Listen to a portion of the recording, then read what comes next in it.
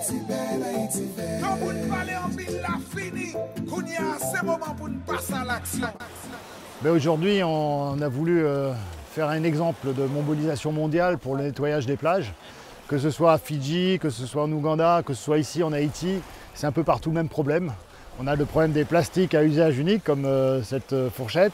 On a le problème des boîtes à manger, on a les problèmes des petites gourdes en sachet comme ça qu'on trouve partout sur les plages, qui polluent et qui endeuillent, si je puis dire, l'environnement sur la terre, les plages ici, mais aussi moi j'étais plongeur sous l'eau. Tout à l'heure, je nageais entouré de plastique. Passez bras, ma passé cherche, nous pral font coquin combi pour la mer. Et ensemble pour nous retirer tout déchet qui a embarrassé nous à terre.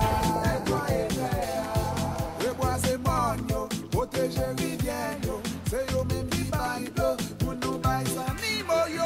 Nous remet claque sorti dans terre. Ici, c'est plus du styrofoam. Ici, il y en a beaucoup partout, un peu ancré dans les arbustes, dans les herbes qui sont ici. C'était quasiment ça, la majorité. Ramasser plastique, changer pratique, génial tactique, pour Haïti vers Haïti belle. Alors tous ces déchets qu'on a collectés avec nos amis de Fort Ocean aussi, qui nous aident ici aujourd'hui, ils vont être ramenés évidemment sur la côte, ils vont être donnés ou vendus à des transformateurs, recycleurs. Et voilà, on va essayer de faire la réalité de cette économie circulaire. Mais je pense que si on veut vraiment être efficace, il faut limiter aussi. Donc, parce que c'est quasiment impossible de tout ramasser. C'est vraiment quasiment impossible. Ce qu'on a fait comme constat, c'est que si on revient dans 2 semaines, ce qu'on a ramassé, ça y sera encore.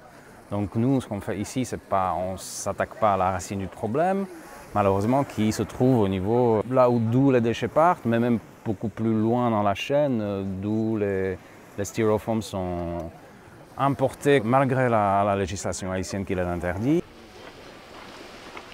Ces produits d'ailleurs, ceux-ci sont interdits en Haïti. Il y en a des millions partout. Donc il faut que cette interdiction devienne une réalité. Ça fait 2 fois que le gouvernement essaye de l'interdire. C'est des produits importés. On peut produire des choses localement qui sont biodégradables et qui éviteront que l'on gâche l'environnement de cette façon-là.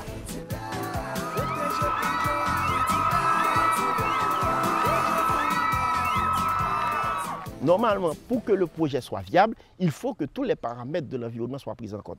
Que sur le changement climatique, que sur la biodiversité, que sur les routes, les ponts, pour voir les évaluations impact. Donc, l'environnement doit être considéré partout. Donc, au niveau du 11e FED, les 25% du budget de l'Union européenne alloué au ministère de l'Environnement, c'est pris en compte.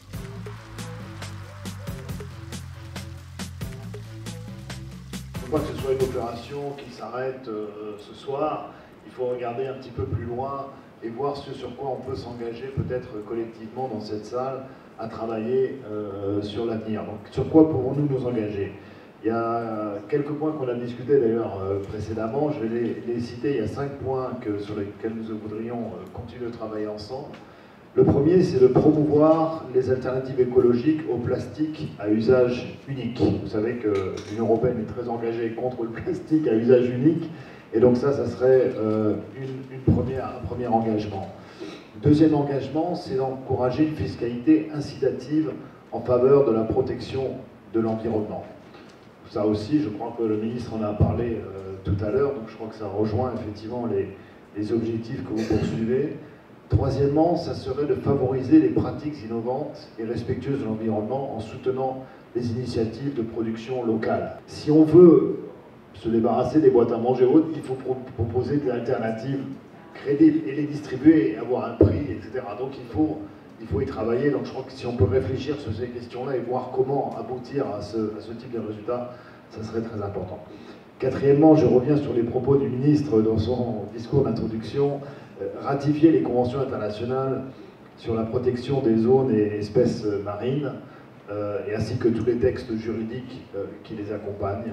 Parler des lois également tout à l'heure, je crois que ça serait effectivement quelque chose, un objectif important qu'on peut se fixer, même s'il faudra bien sûr parler aux parlementaires et franchir également cette exigence de conviction des parlementaires. Cinquièmement, ça serait appliquer, et là je reviens sur ce que disait David tout à l'heure, c'est vraiment appliquer et généraliser les interdictions de styrofoam et les autres produits polluants.